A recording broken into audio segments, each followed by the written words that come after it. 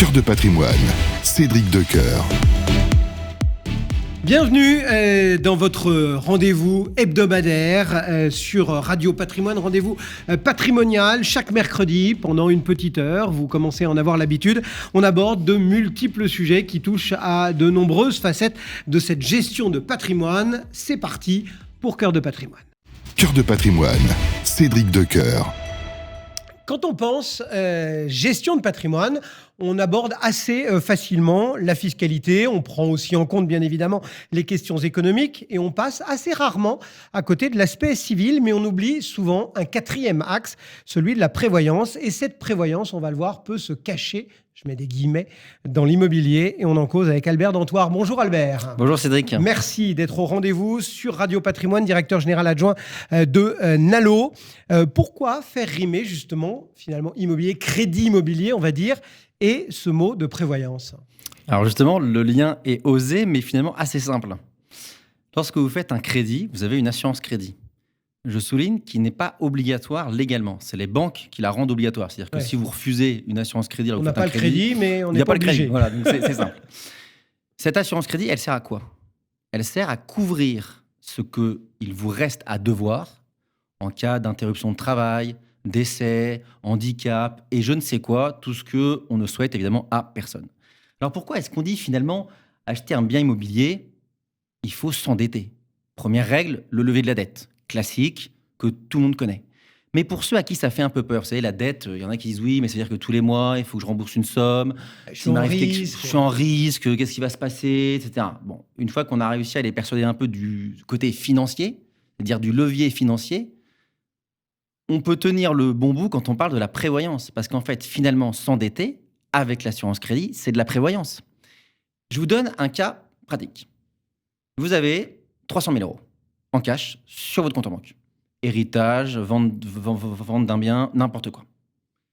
Vous dites, bon allez, je vais acheter un studio à Paris, à Lyon, ou je ne sais trop où, et je vais mettre un locataire dedans, ça va aller très bien, etc.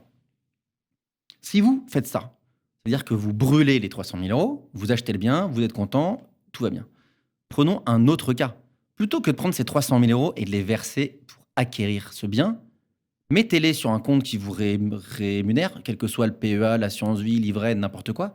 Endettez-vous et faites une assurance crédit avec. Si vous décédez de demain, le bien il est remboursé grâce à l'assurance crédit et en plus il y a les 300 000 € à côté. Vos héritiers vous diront merci. Au lieu d'avoir juste un bien qui vaut 300 000, ils auront 600 000, si je schématise un peu. Malgré tout, on peut se demander si, vu les taux de crédit, vu les prix de l'IMO, vu les questions d'inflation, c'est vrai qu'il y a quelques années, j'ai envie de vous dire, c'était presque logique, mais aujourd'hui, on a tous ces aspects-là qui rentrent aussi en ligne de compte, non? En effet, il y a tous ces paramètres-là. Il faut savoir qu'en 2 ans, le taux de crédit pour une durée de 20 à 25 ans est passé de 0,8 à 4. En gros, il a quadruplé, quoi. On se dit, bon, oui, alors peut-être que votre message là, de s'endetter, l'assurance crédit, la prévoyance, c'était bien quand j'empruntais à 1% sur 25 ans, mais là, à 4%, c'est quand même 4 fois plus cher. Ouais, c'est-à-dire que limite, je vais peut-être payer, il faudrait faire le calcul, mais j'ai peut-être payé plus d'intérêt que le prix de l'acquisition.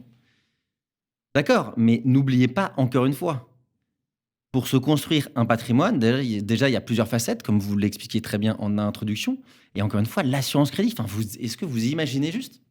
Vous empruntez de l'argent, si vous arrive quoi que ce soit demain, alors selon l'assurance crédit que vous prenez, il y en a qui sont un peu moins flexibles, d'autres, il y a plus de cas qui rentrent dedans.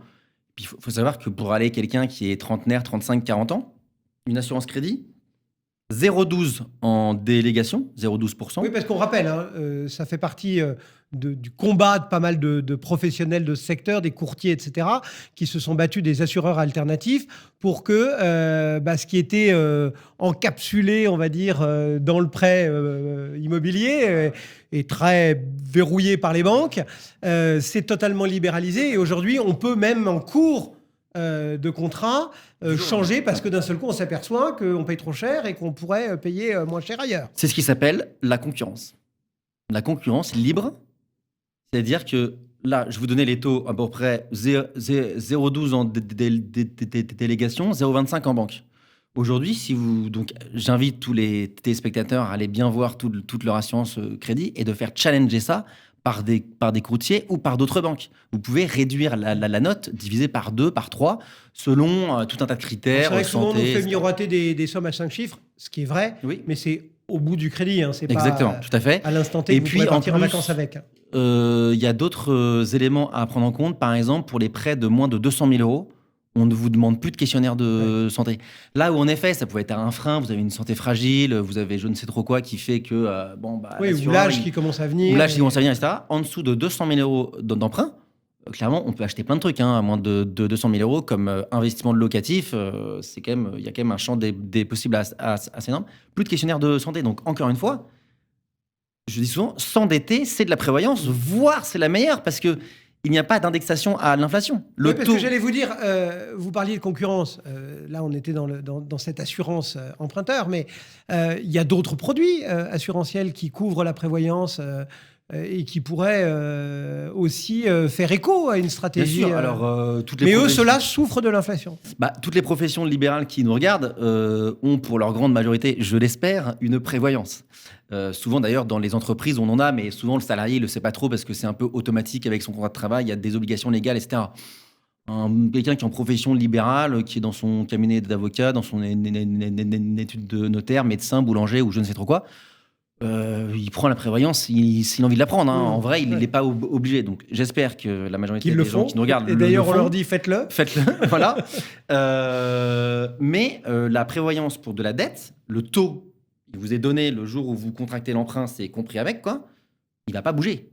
Alors qu'on sait très bien que les primes des assurances, et vous le vivez avec l'assurance habitation, avec l'assurance auto, avec n'importe quoi, les prix montent ou baissent, en tout cas bougent, selon l'évolution des marchés, des risques, etc. Là, il est fixe, donc autant en profiter. Et encore une fois, la prévoyance que vous prenez, on va dire la prévoyance classique, elle va vous verser de l'argent en cas de décès, etc. Là, vous avez acheté un bien et vous allez le laisser à vos héritiers en cas de décès remboursé par l'assureur. Enfin, je veux dire, c'est quand même assez extraordinaire et les gens n'y pensent pas. Le message, c'est l'assurance emprunteur, dans le cadre d'un emprunt immobilier, c'est de la prévoyance. La meilleure prévoyance. C'est la meilleure. Presque la meilleure prévoyance. Et même, j'ai même envie de dire que c'est l'une des meilleures, sans faire de généralité et être exclusif, c'est l'une des meilleures prévoyances en France parce que vous investissez et vous êtes garanti en fait. Merci beaucoup, Albert Merci, Dantoir. Et Nalo qui nous accompagnait sur Radio Patrimoine. Merci d'avoir été là dans Cœur de Patrimoine. Et tout de suite, on continue bien évidemment à vous accompagner dans ce monde de la gestion de patrimoine. Cœur de Patrimoine, Cédric Decoeur. Et on continue bien évidemment à vous accompagner et on va parler d'une initiative proposée par Mimco. Bonjour Paul-Éric Perchaud. Bonjour Cédric. Merci d'être avec nous, directeur de l'immobilier et de la dette privée de Mimco Asset Management. D'abord, histoire de faire les présentations, j'ai envie de dire, est-ce que vous pouvez nous dire quelques mots justement sur Mimco ? Oui, tout à fait. Alors Mimco est une société d'investissement européenne.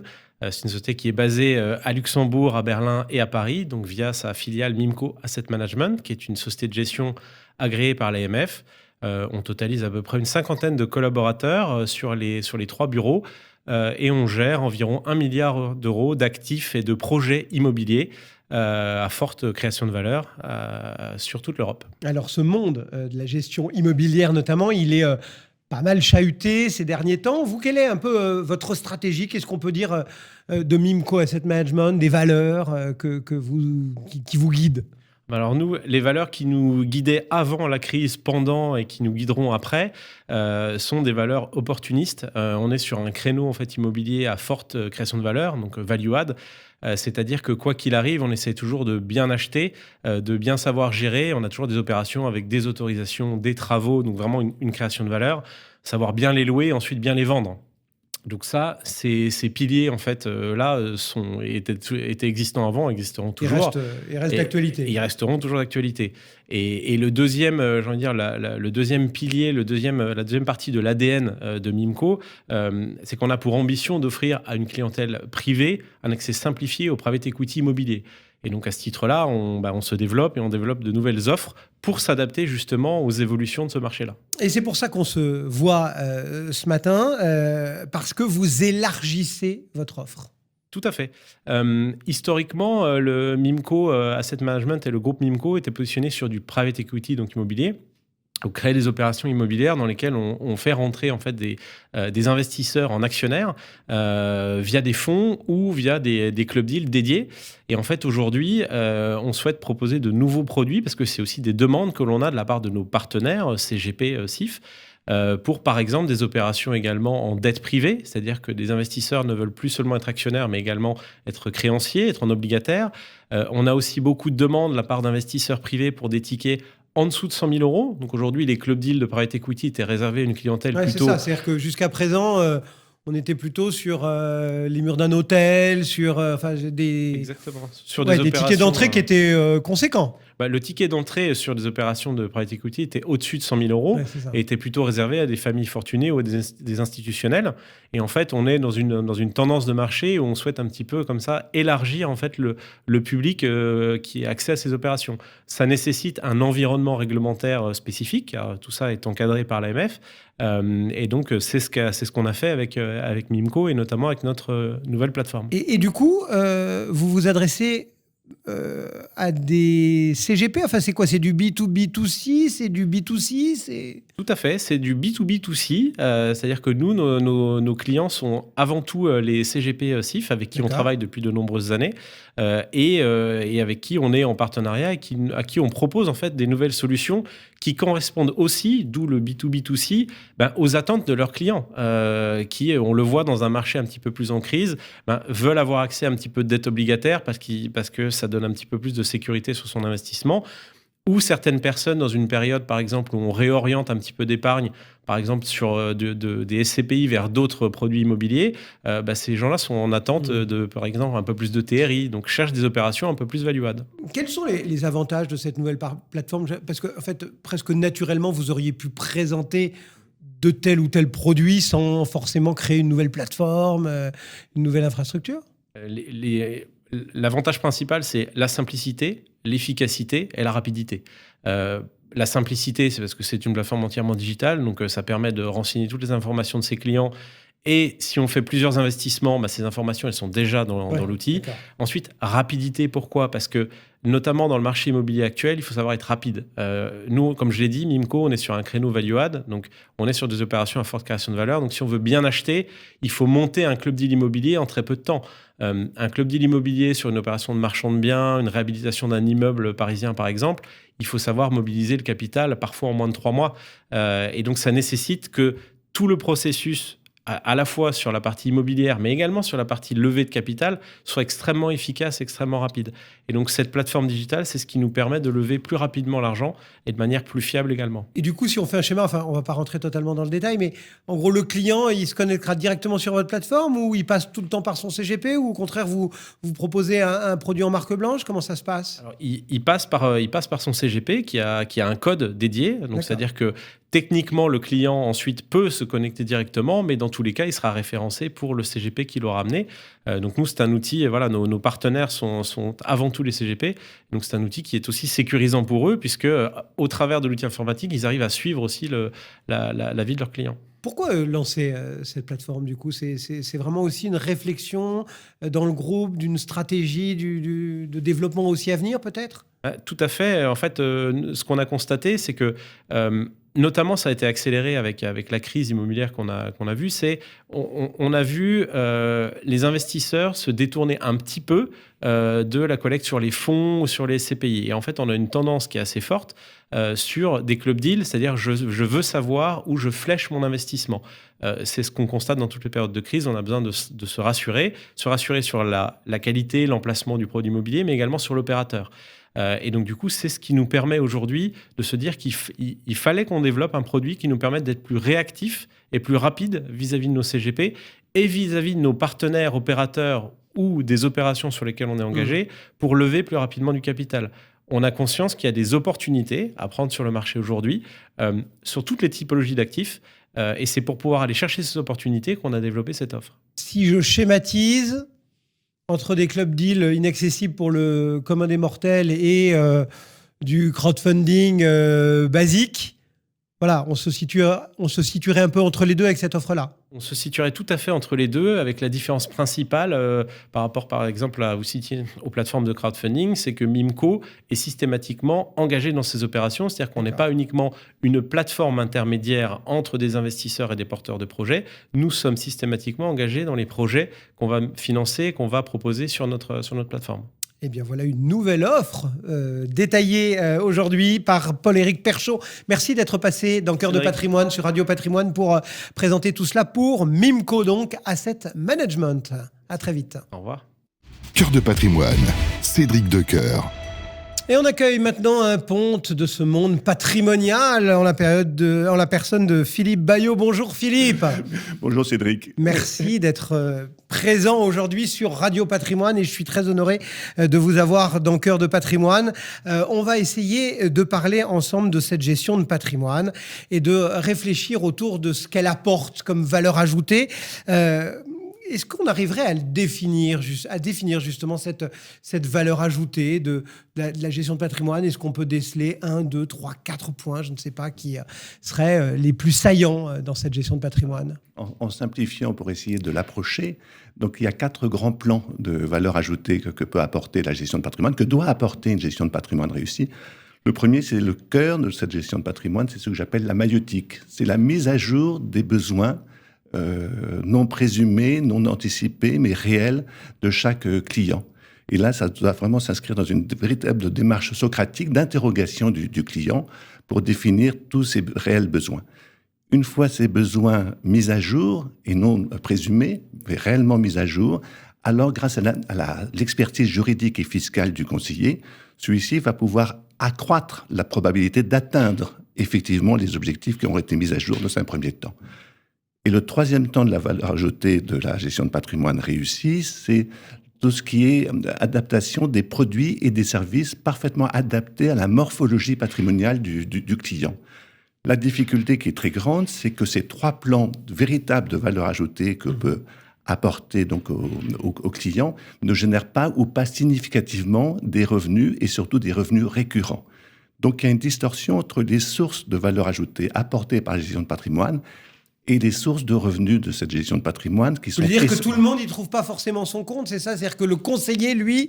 Voilà, il y a un véritable porte-à-faux parce que le conseiller va, dans ses 3 premiers plans, apporter une véritable valeur ajoutée au client, mais ne connaîtra pas une rémunération récurrente ou significative.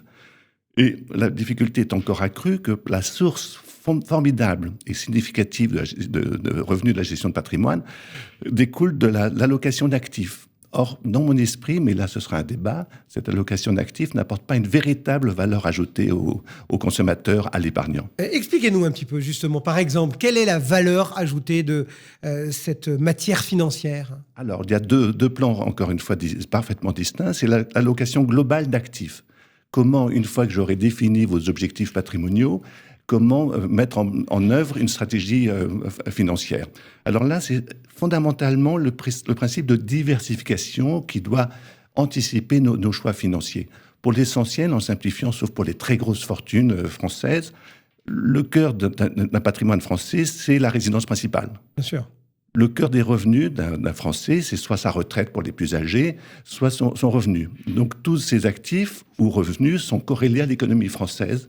Et il convient donc, dans un esprit de diversification pour réduire le risque global encouru par le patrimoine considéré, de diversifier essentiellement à l'étranger, pour simplifier. Ah oui. Et donc, il faudrait que cette allocation globale d'actifs, dans une véritable approche patrimoniale globale, porte sur des actifs détenus à l'étranger, que ce soit aux États-Unis, au Japon, je ne sais pas, je ne suis pas un financier. Ça, c'est le premier plan de l'allocation d'actifs qui est très peu pratiqué et surtout qui ne va pas générer, encore une fois, de rémunération pour l'intermédiaire. Et le dernier plan, très important aussi, c'est qu'une fois un actif défini pour faire l'objet d'un investissement à long terme, supposons par exemple des actions américaines, il va falloir donc choisir le support de gestion de ces actions américaines et pour apporter une véritable valeur ajoutée, donc battre l'indice. Et là, la difficulté est grande parce que si je prends l'exemple du Standard & Poor's 500, donc l'actif, l'indice le plus large des actions américaines, sur 10 ans, 85% des gérants d'actifs sont battus par l'indice. Oui, on dit qu'il est très efficient, trop efficient même parfois. Et donc, ça veut dire que le gérant d'actifs n'apporte pas de valeur ajoutée réelle au client, par opposition à un ETF, et que dans le même temps, le conseiller en gestion de patrimoine ne va pas apporter une véritable valeur ajoutée à son client parce qu'il n'aura pas battu l'indice. Vous voyez, donc le porte-à-faux est complet et donc conduit à devoir réfléchir comment, pour pérenniser la gestion de patrimoine, comment modifier les bases de sa rémunération actuelle. Et ça veut dire quoi ? Ça veut dire qu'il y a un moyen, selon vous, que finalement, je ne sais pas si on peut aller jusque-là, mais qu'on aligne finalement les intérêts du client et celui du conseil ? De toute façon, sur la longue durée, si nous continuons à ne pas être en alignement, en corrélation, ce ne sera pas pertinent, ce ne sera pas pérenne. Et donc, d'ailleurs, au niveau européen, vous avez que notre directrice, notre commissaire européen préféré, réfléchit beaucoup à la transformation des rémunérations sur un cours actuel à une rémunération sur honoraire, mais d'une certaine manière, elle a compris la difficulté auquel se heurte la gestion de patrimoine.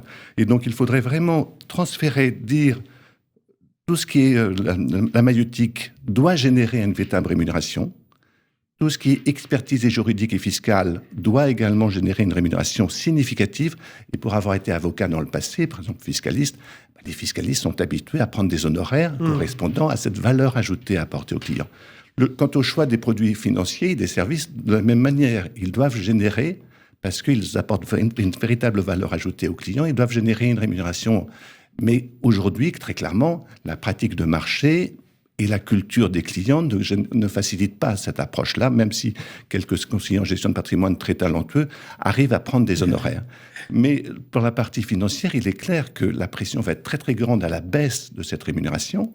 Donc, on voit le débat entre gestion active et gestion passive. Voilà, ou que la CPR qui réduit les rémunérations internes au SICAV ou au fonds commun de placement, tout cela a conduit à réfléchir, donc à transférer la valeur ajoutée et surtout la prise de rémunération sur le cœur, donc la maïeutique, l'expertise juridique fiscale et le choix des produits financiers. Quelques éléments pour réfléchir autour de cette gestion de patrimoine. Merci beaucoup d'être venu nous porter cette parole. Philippe Bayot, donc enseignant à l'Université Paris 2 et grand esprit de ce monde de la gestion de patrimoine. Merci de nous avoir fait l'honneur de votre présence ce matin et à très bientôt sur Radio Patrimoine. Merci Cédric. Nous on se retrouve dans un instant. Cœur de patrimoine, Cédric Decoeur. On continue à vous accompagner dans ce monde de la gestion de patrimoine et on s'intéresse bien sûr au marché. Pour ce faire, Sandrine Covin est avec nous. Bonjour Sandrine. Bonjour Cédric. Merci d'être présente sur Radio Patrimoine, au cœur de patrimoine, directrice de la gestion collective d'OTA Capital. Difficile de parler marché en ce moment sans parler de banque centrale. C'est vrai qu'on aurait pu aussi gloser sur les niveaux parfois très élevés de nos indices, mais nos banques ont encore une fois pris le devant de la scène. Traditionnellement, le schéma est assez simple. C'est la Fed qui tire le premier ou la première et c'est la BCE qui embraye. Sauf que cette fois-ci, il semblerait qu'on veuille prendre l'initiative. Quel est votre sentiment de voir comme ça la BCE qui s'émancipe ? Ce serait la première fois. Ce serait historique. Exactement, historique. Mais après, il y a un contexte qui explique tout ça. Parce que quand on regarde les États-Unis, la situation aujourd'hui, elle est que l'économie, elle est très résiliente. On a un marché de l'emploi qui se porte toujours très bien. Je regardais les chiffres du FMI. Là, on a un ratio de postes vacants contre chômage de 2 aux États-Unis contre 1 en Europe. Donc, vous voyez là déjà la différence sur le marché du travail. Après, on voit que les chiffres sur la consommation et les chiffres d'inflation restent aussi élevés. On est autour de 3,5% sur l'inflation aux États-Unis. Et on n'est pas dans la cible de ce que vise la Fed. Ouais. Même si elle a 2 objectifs, elle regarde quand même aussi beaucoup cette inflation. Hein. Exactement. Donc, c'est vrai qu'on avait commencé l'année en se disant... Au mois de mars, la Fed va démarrer et puis il va y avoir 3-4 baisses de taux. On est en avril et on voit qu'à chaque fois, c'est repoussé et qu'effectivement, il semblerait que la BCE prenne de l'émancipation. Mais encore une fois, il y a des raisons derrière tout ça. On a un contexte économique qui est totalement différent entre les États-Unis et l'Europe.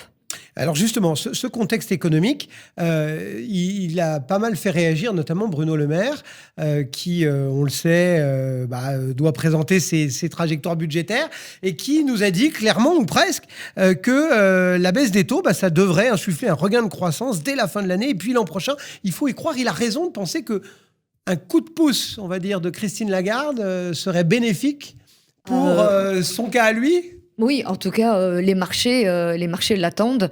Parce qu'effectivement, ça fait un petit moment que des investisseurs que vous connaissez disent qu'il faut revenir sur les small et mid cap.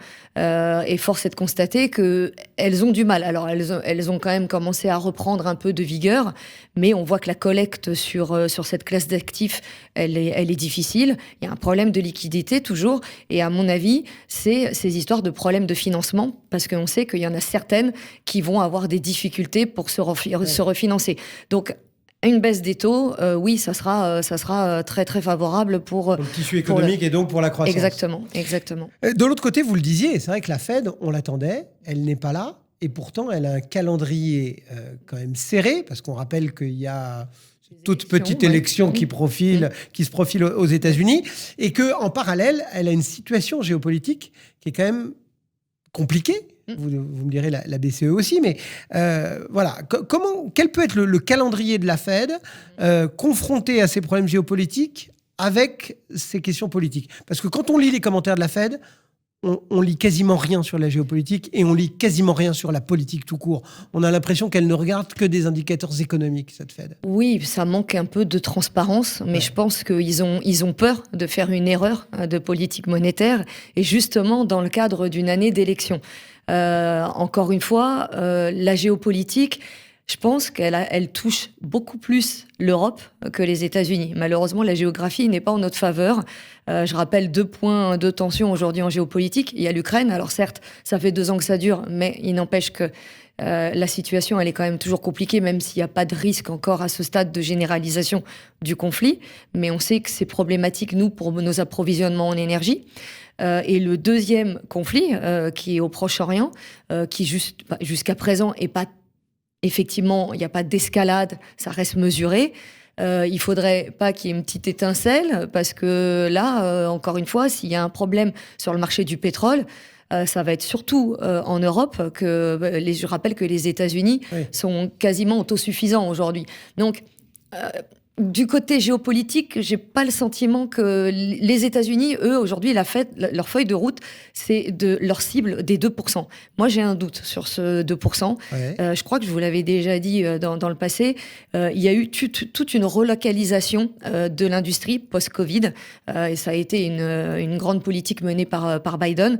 Et cette relocalisation, elle fait qu'aujourd'hui, il y a une hausse des coûts de production. Donc, qui dit hausse des coûts de production, bah forcément, ça vient donner de l'inflation. Ça, c'est un premier point. Après, on voit aux États-Unis, comme je vous le disais, on a à un moment donné dit que l'excédent de cash des ménages, justement, qui avait été emmagasiné depuis le Covid, il allait s'amoindrir. Pour l'instant, ça se voit pas beaucoup, parce que vous regardez les chiffres de consommation, ils restent extrêmement solides. American Express a publié ces chiffres, ils étaient encore très bons, illustrant le fait que ça continue de consommer. Dans ce contexte qu'on décrit depuis quelques minutes, Sandrine, qu'est-ce qui pourrait se passer du coup sur les marchés? Ça pourrait favoriser finalement notamment nos marchés européens, parce qu'on voit le CAC, on s'est presque pris à rêver des 9000, alors que pendant des années, on a eu du mal à rallier ce qui était notre sommet historique à l'époque. Comment est-ce que vous les voyez, nos marchés? Alors, historiquement, c'est souvent les États-Unis qui sont mieux positionnés. Maintenant, quand on regarde les valorisations aux États-Unis sont très élevées, même, je dirais, tendues. Et alors, c'est toujours pareil, c'est disparate, mais on a vu la semaine dernière quelque chose d'intéressant. Le S&P a presque baissé de 5%. C'était la plus forte baisse depuis, je ne veux pas dire de bêtises, mais depuis un petit moment. Et là, effectivement, avec le contexte de détente sur les taux qui peut se faire dès le mois de juin en Europe, il peut effectivement y avoir une fenêtre de tir là pour le marché européen qui se redresse. Vous nous avez dit tout à l'heure un petit mot des petites et moyennes capis, enfin des petites et moyennes entreprises et de leur financement. Et c'est vrai que quand on regarde nos marchés, alors singulièrement en Europe, mais c'est vrai aussi sur d'autres côtes, on a une moindre valorisation de ces petites et moyennes capis qui pourtant ne sont pas non plus des inconnus. Il y a beaucoup de leaders mondiaux, etc. Ça veut dire que s'il y a cette baisse de taux, s'il y a tout ce qu'on s'est dit, il y a une capacité de rattrapage. C'est-à-dire qu'aujourd'hui, par exemple, considérer les petites et moyennes capis, ça vous semble un pari pas complètement fou ? Non, je pense que c'est pas un pari fou. Alors, il faut continuer d'être sélectif, toujours dans ses choix d'investissement, même s'il y a une détente et que le coût de financement va baisser, il restera quand même plus élevé que ce qu'il a été dans le passé. Et il me semble quand même qu'il faut se concentrer sur des sociétés aujourd'hui qui ont des business models solides, qui ont déjà une situation financière qui n'est pas trop tendue, qui ont des échéances de refinancement plus éloignées, plutôt que d'aller sur celles qui sont un peu aujourd'hui, entre guillemets, en mode survie. Mais il y a de très beaux dossiers aujourd'hui qui sont sous-valorisés et qui sont intéressants à regarder. Ça veut dire que là, période de publication de résultats aussi qui a commencé. Ce sont tous ces critères-là qu'il faut aller pêcher dans les publications, de regarder un petit peu le business model, l'endettement, etc. pour finalement faire son choix. Alors, la situation financière d'un trimestre à l'autre, à moins que ce soit des gens qui mangent beaucoup de cash, en général, on a mais ce qui va être important de voir, c'est effectivement la top line, voir comment ça se passe du côté de la croissance. Et il y a de très belles boîtes dans les small et mid, pas que dans la tech, parce qu'on cite souvent la tech, mais il y a des belles boîtes dans la santé. Faut lever ses œillères et arrêter de regarder les X magnifiques. Exactement. Ou les Connex. Mais après, il y a des belles boîtes de tech en Europe qui sont très peu valorisées. Et effectivement, il faut regarder. Il y a différentes choses à regarder. Il y a la feuille de route sur ce qu'ils vont délivrer sur les prochaines années. Bien entendu, ce qu'ils vont délivrer à court terme, mais aussi ce qu'ils vont délivrer sur les prochaines années, et la confiance qu'on peut avoir sur le management et sur le fait qu'ils ont déjà quand même un track record qui est là pour donner confiance. Mais je pense qu'effectivement, il y a des beaux dossiers aujourd'hui qui demandent Aujourd'hui, vous avez des dossiers qui sont décotés de 30%, voire même plus de 30%. Ouais. C'est une opportunité d'achat aujourd'hui. Et justement, pour reboucler sur nos mid and small, c'est parfois plus simple, même s'il y a moins de recherche, mais d'avoir accès aux dirigeants, à l'info. Et on connaît peut-être aussi même mieux ces boîtes de proximité. Ah oui, en tout cas, nous, pour professionnels de la gestion, on a effectivement des contacts privilégiés avec ces managements-là, des contacts réguliers. Ils sont obligés d'insuffler justement cette confiance dont je parlais. Et effectivement, par rapport à des gros groupes où tout est bien normé au niveau de la communication, et puis au final, vous apprenez rien vraiment. Là, vous avez le potentiel d'aller dénicher ce qu'on appelle la pépite. Et c'est ce qui fait toute la différence dans un portefeuille aujourd'hui. Merci beaucoup, Sandrine. Merci, Covin. Cédric. J'espère vous retrouver très vite et moi aussi. Sur Radio Patrimoine pour commenter ensemble cette vie des marchés et de la gestion. Merci d'être passé nous voir dans Cœur de Patrimoine. Cœur de Patrimoine, Cédric Decoeur. Et on va aborder à présent un sujet que l'on aborde rarement en gestion de patrimoine, et on a peut-être un peu tort, et on va essayer sur Radio Patrimoine et dans Cœur de Patrimoine de régulièrement vous éclairer sur, on va le baptiser pompeusement la philanthropie, mais il n'y a pas que ça, et on va en parler avec Valérie Aubier. Bonjour Valérie. Bonjour Cédric. Merci d'être avec nous, fondatrice de Sustainable Factory.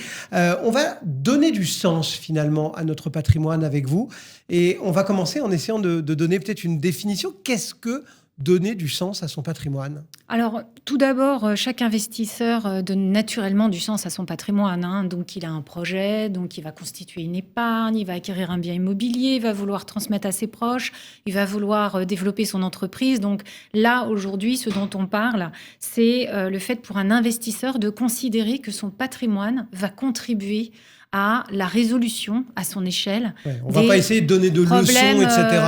Chacun... Voilà, à sa mesure, des défis, à résoudre des défis environnementaux et sociétaux. Donc là, on est sur le sens. Et c'est un engagement qui va se traduire dans le choix de ses placements financiers, mais aussi dans le choix des associations qu'il va aider, donc de la partie philanthropique.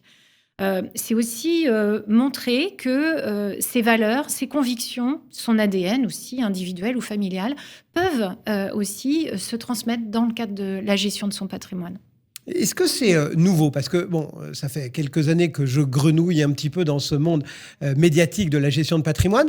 Et c'est donc une part de responsabilité que j'ai. Mais j'ai l'impression que on en parle un peu, mais qu'on n'en parle pas assez. Et puis que ça commence à émerger de plus en plus.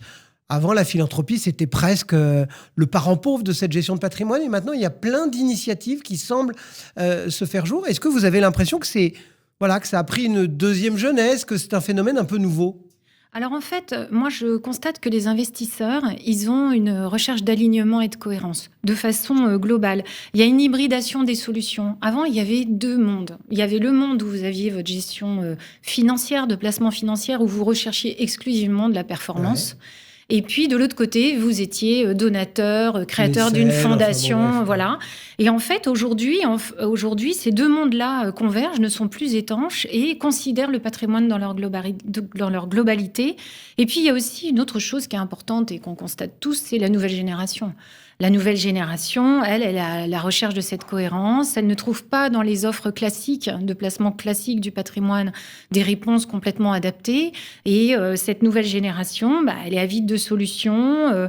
Elle cherche du sens à son épargne. Elle veut comprendre les circuits de l'argent. Ça, c'est très important. On voit dans les nouvelles offres. Savoir où elle investit, à quoi ça sert. Voilà. Est-ce qu'il va y avoir, quel va être le bilan carbone, etc. Et puis aussi, dans le domaine associatif, puisque on parle du patrimoine au sens large, à la fois placement financier et à la fois placement philanthropique, eh bien, elle va aussi regarder quelle association soutenir. Et ça veut dire que il n'y a que les jeunes, entre guillemets, qui s'y intéressent, ou tous les épargnants, tous les investisseurs sont concernés?